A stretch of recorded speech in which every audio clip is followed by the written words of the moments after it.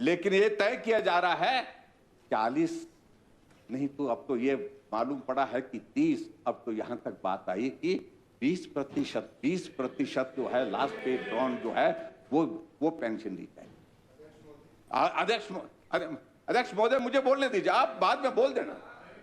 लेकिन आखिरकार ये हकीकत है अध्यक्ष महोदय, ये हकीकत है, ये सच्चाई है।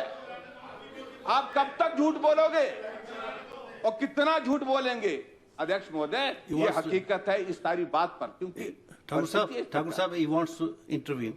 Let him intervene. माननीय मुख्यमंत्री महोदय। माननीय अध्यक्ष महोदय, जब सत्ता जाती है तो विचित्र परिस्थिति पैदा हो जाती है। झूठ पर झूठ बोलने की आदत बन जाती है और इसमें पहले भी जनता को ठगा आपने और अब फिर जनता को ठग रहे।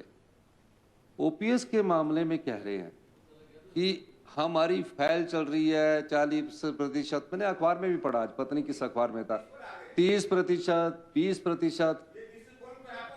हमारी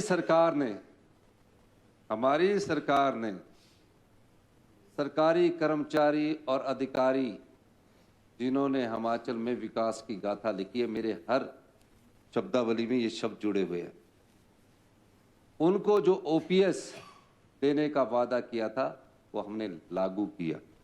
तकरीबन 4,500 लोग जो ओल्ड पेंशन स्कीम के तहत पेंशन पा रहे हैं और ये ओपीएस लागू होने के बाद किया गया है। कोई पेंशन में कोई कटौती नहीं की गई, लेकिन इसी तरह जनता को ठगना है और इस प्रकार की बयानबाजी करनी है और लोगों का ध्यान करना है। सरकार के 1 साल के कार्यों से विचलित है, इस प्रकार की बात करके इन लोगों का ध्यान आकर्षित करना चाहते हैं। मैं माननीय प्रतिपक्ष के नेता 5 साल मुख्यमंत्री रहे हैं, इस शब्द को एक्सपंज किया जाए। आंकड़ों और अफवाहों के अभाव पर जनता को ठगने का काम कर रहे हैं, तो मेरा ये रहेगा कि आप इस चीज को ध्यान में रखिए माननीय प्रतिपक्ष के नेताजी, कि आप जो बोले कुछ कागज और तथ्य जरूर लाया करें। ये तथ्य आप जो बोले लोन के मामले में कुछ कागज तथ्य रखेंगे, जनता को भी सुविधा होगी, विपक्ष को भी सुविधा होगी, सत्ता पक्ष को भी सुविधा होगी। ठीक है, तनाव रहता है आपकी कुर्सी पर, तो उस तनाव को थोड़ा आराम से रिलैक्स कीजिए और कोई फैक्ट्स आपके पास नहीं होता और आप ठगने के लिए अलावा और कोई काम आपके पास नहीं है। धन्यवाद। माननीय सदस्य श्री जयराम ठाकुर जी, नेता प्रतिपक्ष। माननीय अध्यक्ष महोदय, अखबारों में खबर फाइल मूव हुई, लेकिन आज मुख्यमंत्री जी कह रहे हैं, इतने दिनों के बाद कह रहे, क्या सरकार की ओर से यह दायित्व तो नहीं बनता था कि उस खबर का आप खंडन करते? ये हकीकत है, this is going to happen, let me tell you, ये आने वाले समय में होगा जो आप करने जा रहे हैं। और दूसरी अध्यक्ष महोदय, ये ठगना ठगाना ना, ये मेहरबानी करके बंद कर दिए।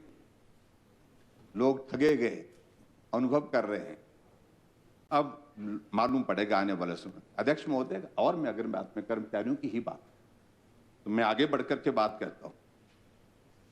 आपने 1 साल के कार्यकाल कर्मचारियों को क्या, मैं शब्दों का इस्तेमाल नहीं करना चाहता हूं, वो